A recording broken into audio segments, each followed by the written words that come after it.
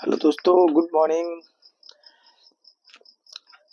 आपके लिए आज की क्लास हम लेकर के आए हैं कक्षा 12 की जो विस्टास और फ्लेमिंगो बुक्स के क्वेश्चंस हैं। तो हम आपको विस्टास के क्वेश्चन पहले ही बता चुके हैं, इसलिए हम आपको आज बताएंगे flamingo.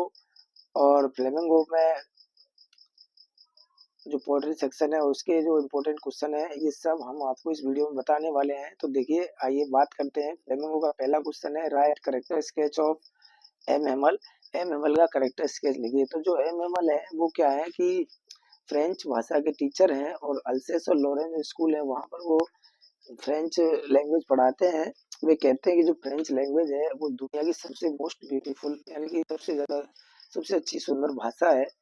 French is the most beautiful language in the world. वो कहते हैं, अपनी भाषा की प्रशंसा करते हैं। और वो 40 वर्षों से उस स्कूल के अंदर अपनी फेथफुल सर्विस दे रहे हैं। और बताते हैं कि उस दिन वो जिस दिन उनकी अंतिम उस स्कूल में क्लास थी, तो केवल वो एक ऐसी यूनिफॉर्म पहन के आते हैं जिसको वो इंस्पेक्शन के दिन और किसी एनुअल डे के दिन पहनते थे। तो इस तरह से उसके उनके बारे में हम क्वेश्चन ये लिख सकते हैं। नेक्स्ट क्वेश्चन है, how is Mukesh attitude to his situation different from that of his family. देखिए, मुकेश का दृष्टिकोण अपने परिवार से किस तरह अलग था। तो दोस्तों, इसमें बताया है कि जो मुकेश है वो एक फिरोजाबाद शहर जो चूड़ियों के जो ग्लास बेंगल इंडस्ट्रीज है उसके लिए फेमस है। तो उसमें उन उस फैमिली में उसका जन्म हुआ है। तो वो कहता है कि मैं एक मोटर मैकेनिक बनना चाहता हूँ, I want to be a driver. और वो कार चलाना चाहता है, मोटर मोटर मैकेनिक बनना चाहता है। तो इस तरह से जो लोग सभी चूड़ियां बना रहे हैं वो उस काम से अलग करना चाहता है, उसके अंदर एक अलग ही बात है। तो इस लेसन में ये बताया है। नेक्स्ट है, garbage to them is called why does the author say. यानी लेखक क्यों कहता है कि सोना उनके लिए, जो कूड़ा करकट उनके लिए सोना है। तो देखिए, जो बच्चे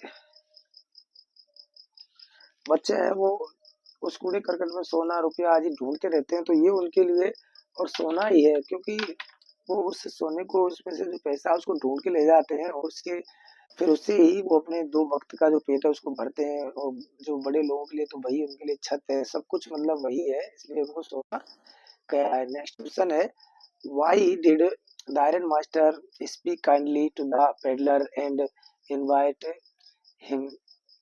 तो जो आयरन मास्टर है वो उसके प्रति मतलब बड़ी दयालुता के साथ क्यों बात करता है और फिर उसे अपने घर आने के लिए क्यों इनवाइट करता है। तो आयरन मास्टर उसको अपनी सेना का साथी समझता है, वह उसको कैप्टन वॉन स्टेलिस समझता है, इसलिए वो उसको अपने घर आने के लिए इनवाइट करता है और उसके साथ बड़ी काइंडली यानी विनम्रता के साथ बातें करता है। नेक्स्ट है, what made the peddler accept Edla Willmansson invitation. देखिए, जो एडला विल्मेंसन है उसका जो इनविटेशन था, यानी वो जब उस पेडलर को बुलाने गई थी, लेने गई थी, तो उसकी बात को क्यों स्वीकार कर लेता है। तो बिकॉज जो एडला विल्मेंसन थी, he spoke politely to the peddler. Peddler से वो बहुत ही विनम्रता के साथ उसने बात की थी और उसको उसने रिक्वेस्ट किया था घर आने के लिए, और कहा था, उसे विश्वास दिलाया था कि मतलब जब आप चाहो तब हमारे घर से जा सकते हो। इस तरह से उसने उसकी बात को मान लिया। नेक्स्ट है, वाई राजकुमार शुक्ल डेस्क्राइब्ड बीइंग एज बीइंग रिसोल्यूट। यानी कि राजकुमार शुक्ल को रिसोल्यूट क्यों बताया गया है इस पाठ के अंदर इंडिगो में। तो क्योंकि राजकुमार शुक्ल जो है वो गांधी जी को लेने गया था। तो गांधी जी ने जब तक उन्हें आने के लिए और डेट और टाइम और प्लेस नहीं बताया, तब तक वो वहां से आए नहीं। और आए तो गांधी जी को लेकर के ही आए, हालांकि वो लिटरेट थे राजकुमार जी। तो इस तरह से उनको रिसोल्यूट कहा है। नेक्स्ट क्वेश्चन है कि why did Gandhi ji go to Champaran. Gandhi ji Champaran क्यों गए। तो गांधी जी चंपारण जो वहां के जो पीजेंट थे चंपारण के, उनकी हेल्प करने के लिए गए थे। अंग्रेजों के भय से उन्हें स्वतंत्र कराने के लिए गए थे। उनके अंदर जो अंग्रेजों का डर घुसा हुआ था, उस डर को दूर भगाने के लिए गए थे, बताने गए थे कि उनके पास डिपेंडर्स हैं। तो नेक्स्ट क्वेश्चन है, what was the Indigo problem. Indigo की समस्या क्या थी। और what was the long term contract.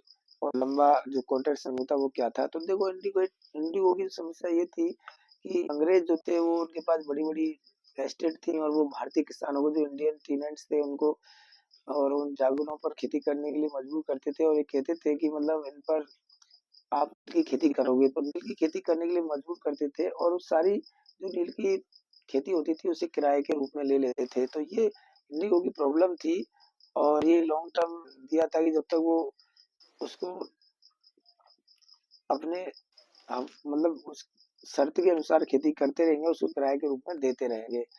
What medicine were available for the peasants in Champaran? Champaran में किसानों के लिए कौन सी दवाइयां अवेलेबल थी? तो चंपारण में किसानों के लिए एक तो कैस्टर ऑयल था, एक ऑइंटमेंट थी और एक कुनेन, ये दवाइयां वहां उपलब्ध थी।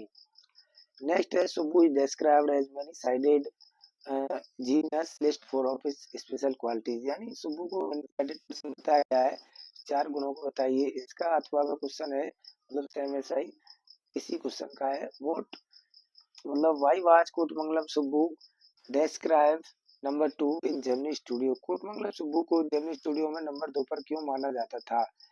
तो देखिए, कोटमंगलम सुब्बू को जेमिनी स्टूडियो में नंबर 2 पर इसलिए माना जाता था because he was next to boss, boss के बाद ही उसका दूसरा नंबर था और he was multi talented person, he had several solutions for a problem, एक समस्या के उसके पास कई हल होते थे। और his work was cutting newspaper clip and store in A file, एक फाइल में स्टोर करता था न्यूज़पेपर की जो क्लिप होती थी उनको काट करके। ही वाज ए पोएट, वे कवि भी था, उसने एक उपन्यास भी लिखा था। और ही वाज फ्रेंडली, वे बहुत ही मित्रतापूर्ण रहता था। और he was tailor made for film, फिल्मों के लिए ही बनाया गया था ऐसा कहते थे।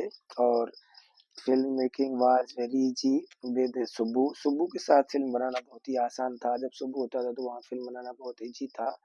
तो इस तरह से सुब्बू का घर हमेशा अपने मित्रों के रिश्तेदारों के लिए खुला रहता था। तो ऐसे सुब्बू को यहाँ मेनी साइडेड पर्सन बताया गया है। नेक्स्ट है why was the office boy frustrated? जो ऑफिस बॉय था वो कुंठित क्यों था? तो ऑफिस बॉय कुंठित इसलिए था क्योंकि वो सुब्बू को अपनी कंडीशन के लिए जिम्मेदार मानता था, क्योंकि ऑफिस बॉय का काम केवल जो क्राउड प्लेयर्स थे उनको पेंट करना होता था। तो सोचता था कि मेरा जो ये काम है ये केवल इस कोटमंगलम सुब्बू के कारण है, इसलिए वो कुंठित था। और how would you describe the character and temperament of Sophie's father? आप सोफी के पिताजी के टेम्परामेंट और कैरेक्टर को किस तरह से बखान कर सकते हैं? तो देखिए, सोफी के जो पिताजी थे थोड़े स्टिक थे, fond of watching match, match देखने के शौकीन थे फुटबॉल का। वो डेली किसी का मैच देखने के लिए वहां जाते हैं फैमिली के साथ और हुटिंग करते हैं। जब वो जीत जाते हैं तो इसकी खुशी मनाने के लिए शाम को वो जो शराब खाना है वहां भी जाते हैं और शराब पीते हैं। और सोफी हमेशा बताती है कि अगर उसके पिताजी को पता चलेगा तो वो उसे मार देंगे, तो इसका मतलब वो बहुत ही स्ट्रिक्ट थे और थोड़े से डिसिप्लिन व्यक्ति थे। तो इस तरह हम सोफी के फादर के बारे में बात कर सकते हैं। नेक्स्ट देखिए, पोएट्री सेक्शन है दोस्तों। तो पोएट्री भी हमारी 14 नंबर की है और इसमें 6 नंबर की एक्सप्लेनेशन आती है और 4 मार्क्स से दो दो करके 2 क्वेश्चन आते हैं और एक 4 मार्क्स आता है। तो इसमें देखिए, एक्सप्लेनेशन के लिए हमने 3 पोएट्री बताई है, 3 पोएम बताई। My mother eight 66, thing of beauty, road side stand, इनमें से 100% पोएट्री आ जाएगी। क्वेश्चन देखिए दोस्तों, जो 4 मार्क्स आएगा उसको 60 शब्दों में लिखते हैं और एक क्वेश्चन करना है 2 में से। लेकिन यहाँ इंपॉर्टेंट क्वेश्चन है, what is the theme of the poem keeping quiet? Keeping quiet poem की थीम क्या है? तो कीपिंग क्वाइट पोएम के अंदर ये बताया गया है, क्या बताया कि एक तो हम शांत रह करके आत्मचिंतन करें और जो हम मानव हैं, हम जो मनुष्य हैं, आपस में एक दूसरे को समझने की और एक भावना को विकसित करें। तो कहता है कि create a mutual understanding among human being, यानी मानव जाति के बीच में एक आपसी समझ विकसित करें। एंड क्वाइट इंट्रोस्पेक्शन, और आत्मचिंतन करें। इन 2 बातों पर इस पोएम के अंदर बताया गया है। नेक्स्ट क्वेश्चन है, what is the central idea of the poem aunt Jennifer tiger? जो आंट जेनिफर टाइगर है, इस पोएम का सेंट्रल आइडिया क्या है? तो इस पोएम के अंदर जो फ्रेडरिच जो है वो ये कहते हैं, मतलब पोएट जो है वो ये बताना चाहता है कि मतलब आंट एक मीक लेडी है, सबमिसिव महिला है और उनका जो विवाह है वो ट्रेनिकल अंकल यानी कि निर्दयी व्यक्ति के एक डिक्टेटर के साथ हुआ है। तो इस पोएम के अंदर बताया कि जो आंट के माध्यम से एक वैवाहिक जीवन के जो कॉन्स्टेंट्स हैं, यानी कि मैरिड लाइफ के जो कॉन्स्टेंट्स हैं, जो समस्याएं हैं वैवाहिक जीवन की, उनको बताया गया है आंट जेनिफर के पार्ट्स के माध्यम से। और आंट उस मतलब एक वैवाहिक जीवन, एक महिला को पिंजरे में बंद टाइगर की तरह स्वतंत्रता नहीं मिलती है और जो टाइगर जंगल में घूमते हैं फ्री, इस तरह एक महिला को स्वतंत्रता चाहिए। तो इसमें यही बात बताई है।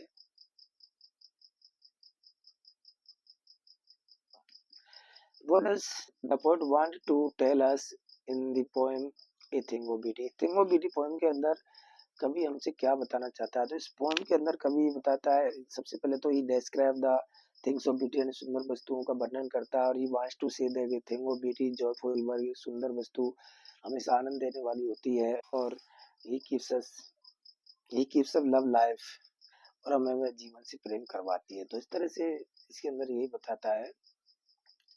देखिए 20 से 30 शब्द वाले क्वेश्चन दो नंबर के आएंगे, जो 4 अंक के हैं, 2 क्वेश्चन करने हैं।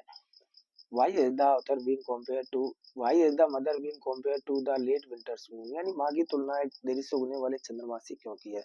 तो देखिए क्योंकि ये सही है, सही तुलना की गई है, because as the winter's moon late winter's moon is dimly and sick and pale and wan, जिस तरह से सर्दियों का देरी से उगने वाला चंद्रमा धुंधला, कमजोर, पीला सा ऐसा होता है, like that What's mother was sick dimly and wan and fell, उसका चेहरा भी ऐसा ही था, इसलिए उसकी तुलना उससे की गई है।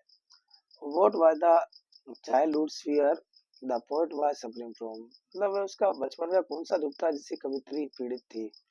तो देखिए उसके बचपन का दुख यानी पार्टिंग फ्रॉम हर मदर, अपनी माँ से दूर होने का जो दुख था, जो डर था, पार्टिंग फ्रॉम हर मदर, उसकी माँ से अलग होने का जो भय था, वही उसके बचपन का दुख था कि वह अपनी माँ से दूर हो रही है।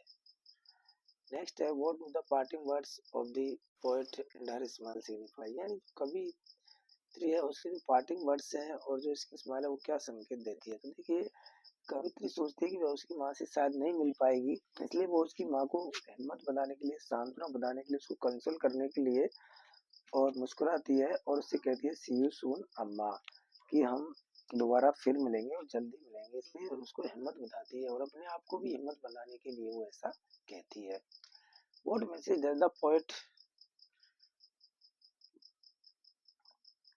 कीपिंग क्वाइट गिव अस, यानी कीपिंग क्वाइट पोएम हमें क्या मैसेज देती है? तो कीपिंग क्वाइट जो पोएम हमें यही मैसेज देती है कि हम लोगों के अंदर एक आपस में एक दूसरे को समझने की भावना विकसित करें और आत्म चिंतन करें, यानी शांत रह करके आत्म चिंतन करें। हम जो दूसरों का नुकसान कर रहे हैं उसको नहीं कर रहे हैं, हम जो कर रहे हैं उसको एक बार सोचें कि हम क्या सही कर रहे हैं। नेक्स्ट है what is the sadness that the poet refers to in the poem, यानी कौन सा दुख है, कौन सी सैडनेस है जिसको कभी रोड साइड स्टैंड में बताता है? तो सैडनेस नहीं इसी में है, कीपिंग क्वाइट में सैडनेस यही है that we are not understanding ourselves, कि हम अपने आप को नहीं समझ पा रहे हैं, and running after the worldly things, और संसारिक मोह माया, संसारिक दुनिया, संसारिक चीजों के पीछे भाग रहे हैं। नेक्स्ट है लिस्ट द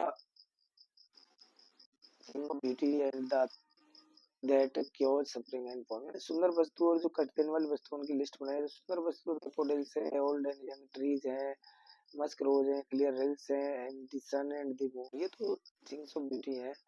और भी जो है वो डार्कन ओवर डार्कन वेज है, और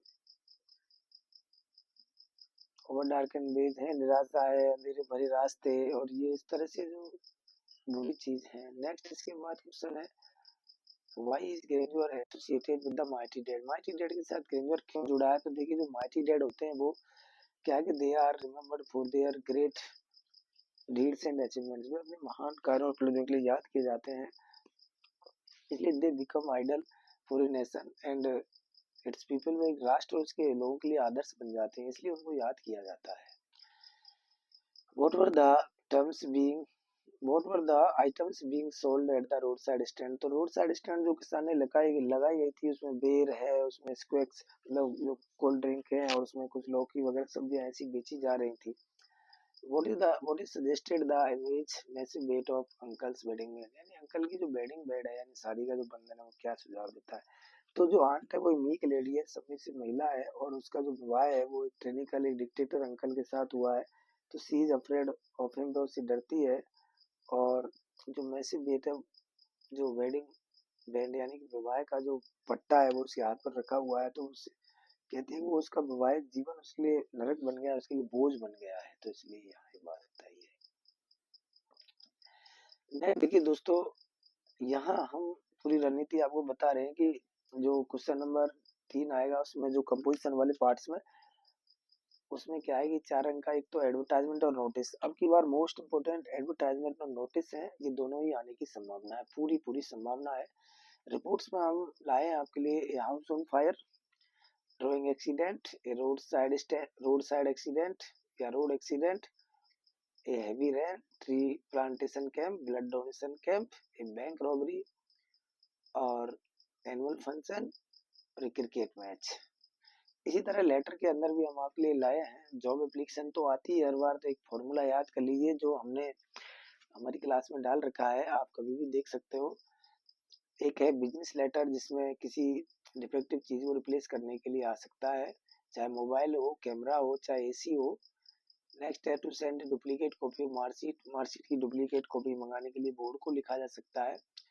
when the use of loud speaker के यूज पर प्रतिबंध लगाने के लिए, क्लासरूम फैसिलिटीज को बढ़ाने के लिए, और complain about the regular supply of electricity, light की जो इरेगुलर सप्लाई है उसकी भी शिकायत करते हुए हम शिकायती पत्र लिख सकते हैं। फिर और भी लेटर है to play friendly cricket match और making correction in the duplicate marksheet, मतलब making correction in the date of birth in secondary marksheet, 10वीं की मार्कशीट में डेट ऑफ बर्थ में करेक्शन करवाने के लिए। ग्रामर में देखिए दोस्तों, इस बार जो क्लॉज का क्वेश्चन है उसमें हुज, whom, when और that का क्वेश्चन आ सकता है। सिंथेसिस में सिंपल सेंटेंस में पार्टिसिपल और नाउन और फ्रेज इन अपोजिशन का क्वेश्चन आएगा और एक कंपाउंड का आएगा। फिजल पर देखें तो पुट, ब्रेक, टर्न और ब्रिंग, इन चारों में से ही इस परीक्षा में 100% आएगी। और कन्वेक्शन की बात करें तो as well as, yet, to और दो, इन 4-5 कन्वेक्शन है, इनमें से ही आने की संभावना है, 100% आएगी। एक्सप्लेनेशन आपको हमने पिछली वीडियो में बता दिया है कि my mother eight 66, thing of BT और रे रोड साइड स्टैंड, इनमें से एक्सप्लेनेशन आ सकती है। तो दोस्तों, ये रही हमारी पूरी रणनीति जो बोर्ड कक्षा के पेपर के लिए है। हमने इस क्लास में और आपको फ्लेमिंगो बुक के प्रोज सेक्शन और पोएट्री सेक्शन के मोस्ट इम्पोर्टेंट क्वेश्चन बताए हैं। और इससे पिछली क्लास में हमने विस्तार क्वेश्चन बताए थे, और उससे पिछली क्लास में हमने आपको पोएट्री सेक्शन की जो इम्पोर्टेंट पॉइंट्स हैं, जो एक्सप्लेनेशन है विद रेफरेंस टू कॉन्टेक्स्ट, उनका वर्णन भी किया है। और इन तीनों क्लास के अलावा हमने हर पार्ट के लिए दोनों ही बुक्स की और ग्रामर की अलग अलग क्लास बना रखी है, तो आप वहां भी देख सकते हैं, इम्पोर्टेंट क्वेश्चन वहां भी हैं। और उसके अलावा जो क्वेश्चन है वे हमने इन 3 वीडियो में बनाए हैं। तो आशा करता हूँ आप ये सब ध्यान रखेंगे और देखेंगे। Thank you so much. यदि आप हमारे चैनल पर नए हो तो please like, subscribe and share. Thank you so much. Bye once again.